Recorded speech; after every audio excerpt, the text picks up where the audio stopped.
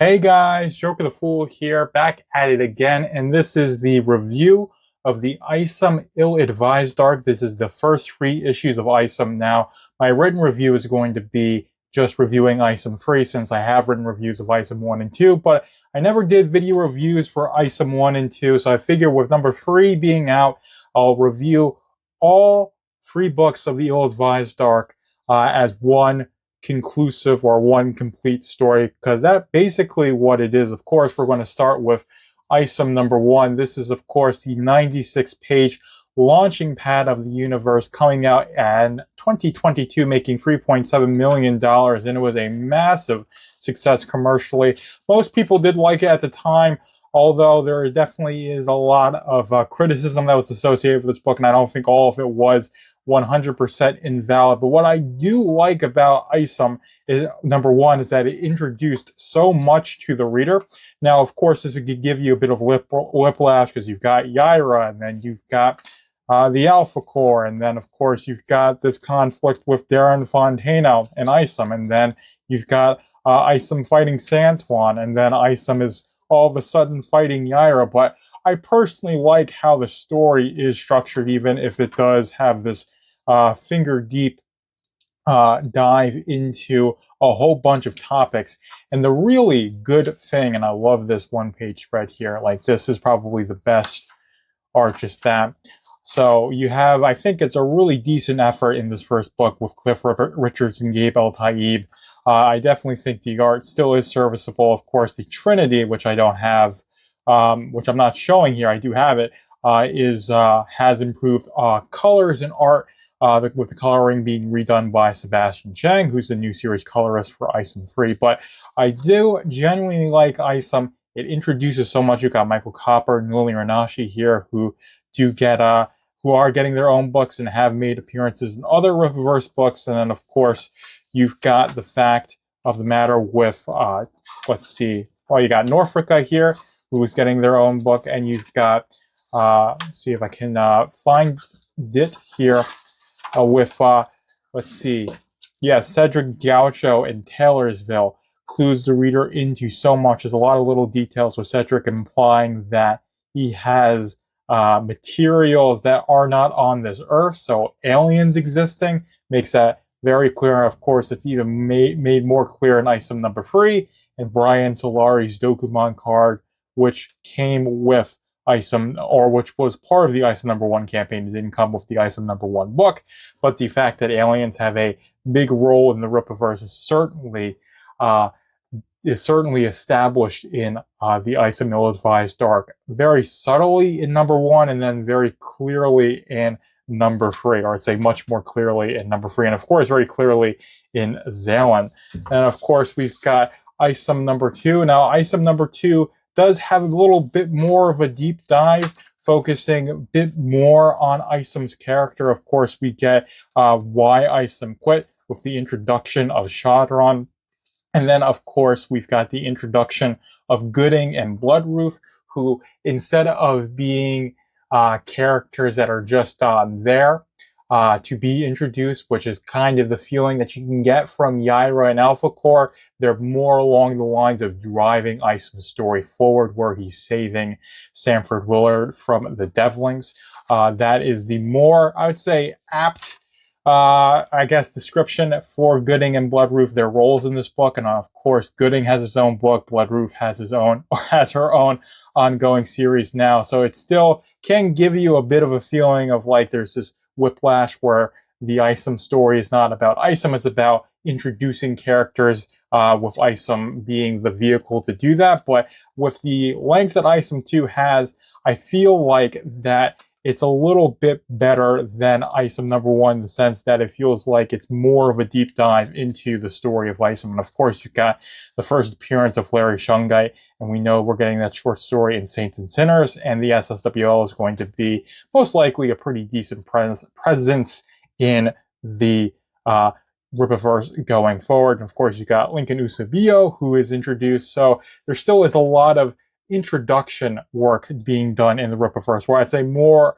of the exposition isn't just associated with Isom in and of itself, even though we do get that pretty big blowout, not blowout, we get that pretty big expositional expository scene on Shadron being the reason why Isom quit. Why, Isom quit because of Shadron killing that little girl or I should say teenage girl in that school.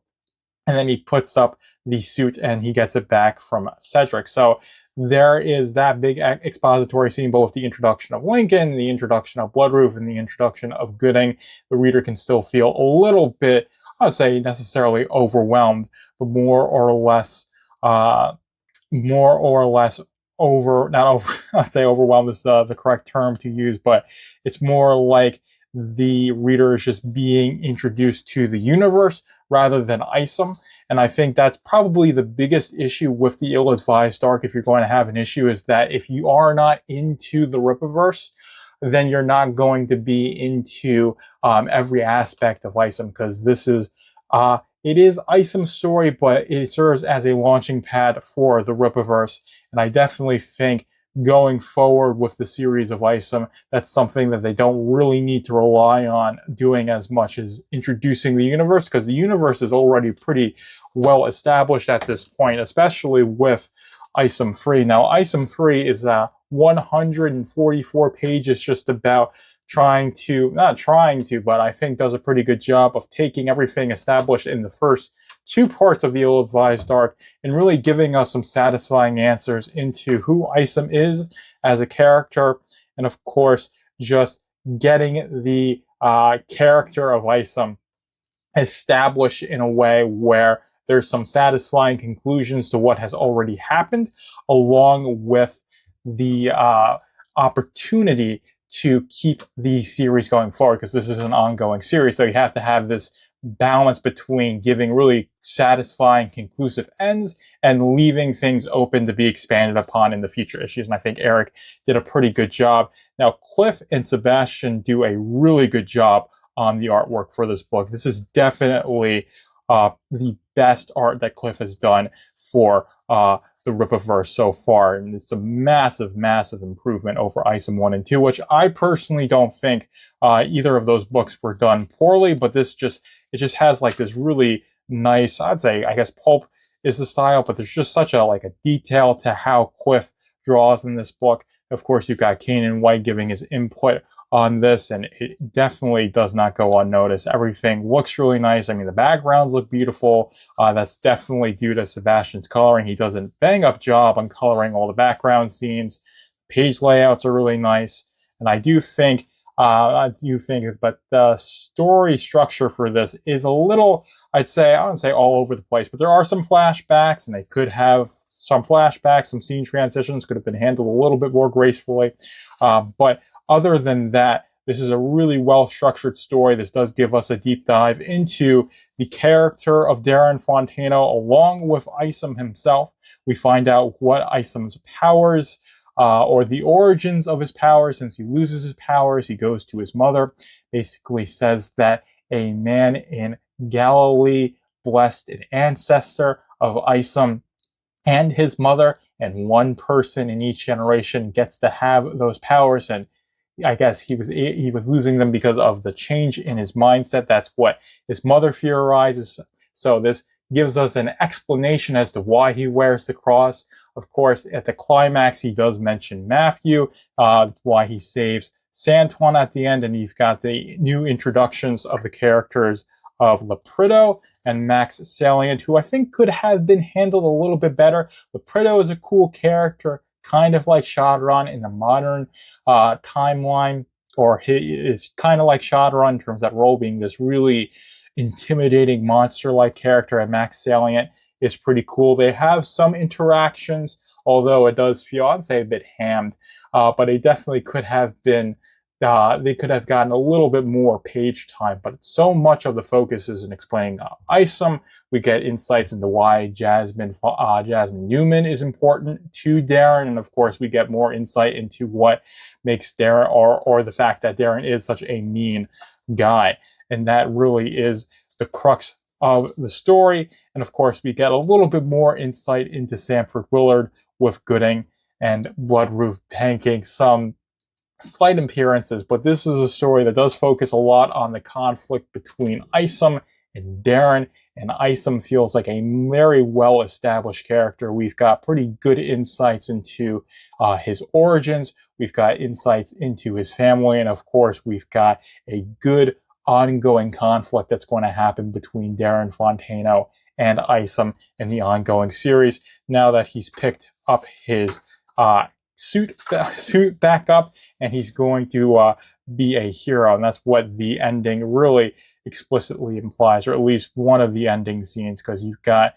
a pretty big ending scene here where we know in the second issue the teenage girl that is killed by Shadron, that happens on Isom, and he's going to the family, he's trying to rectify things, and he doesn't have the best way of going about that, but it does establish that Isom has this change in mindset. He's taking up the hero work. He's going to try and fix things. This includes bringing Shadron to justice, and of course, this is going to be bringing Darren Fontano to justice as well. There certainly is a reason for that to happen. So that's the thing there. There is definitely a lot that happens in Isom number 3, and it does a pretty good job at tying things up in a way that the reader has enough information about Isom to be invested in the series going forward. So issues 4 and beyond, there's a solid foundation for Eric to build upon with the Isom series. And of course, I think the entire Ill-Advised arc, I'll put these books back up here again, serves as a really good foundation for the Rippaverse. So Isom, I would say this first Ill-Advised arc was written, I think, intended to be a launching pad for the broader Rippaverse, and I think that's done a bang-up job. Now, of course, between the launch of Isom 1 and 2, or I should say between the launch of Isom 2 and Isom 3, we've gotten so many books for the Rippaverse. We've gotten Gooding and Bloodroof and 2 issues of Yaira, and we've gotten 3 short stories. So there is a lot of content for the Rippaverse. So there already is a growing and expanding lore. Of course, we've got all the Dokuman cards as well. We've got in-universe articles from the Rippazine. So there is no longer a need for a launching pad since since the Rippaverse has gone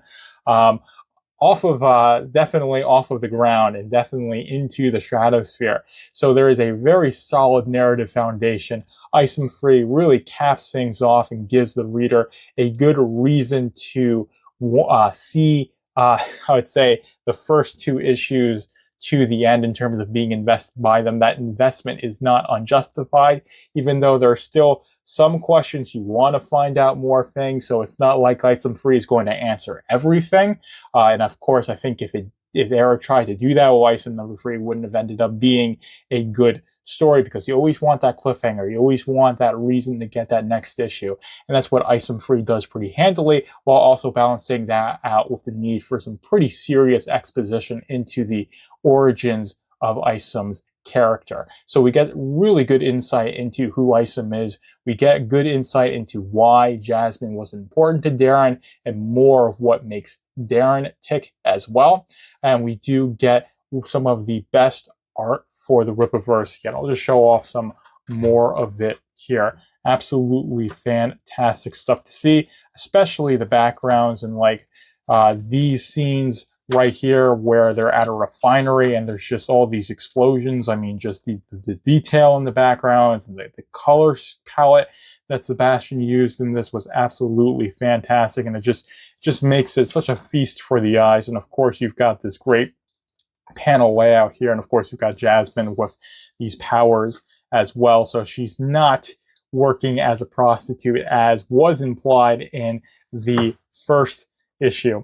That certainly was not the case. So she actually has a meaningful purpose to Darren, and that makes it all the more satisfying that Jasmine was the reason for Isom coming out of retirement. She's a much more significant character than you would otherwise think, and I think that's indicative of some pretty good writing on Eric's part. So this definitely, all in all, is a really beefy conclusion to the Ill-Advised arc, and like I said, it puts the Rippaverse in a really good position to keep on building on what they've already built, and it also puts the ongoing series of Isom in a good position for issue 4 and beyond to really focus on what makes Isom's character interesting, and also to just really go in and focus on Isom, because you don't need to be introducing characters unless it makes absolute sense.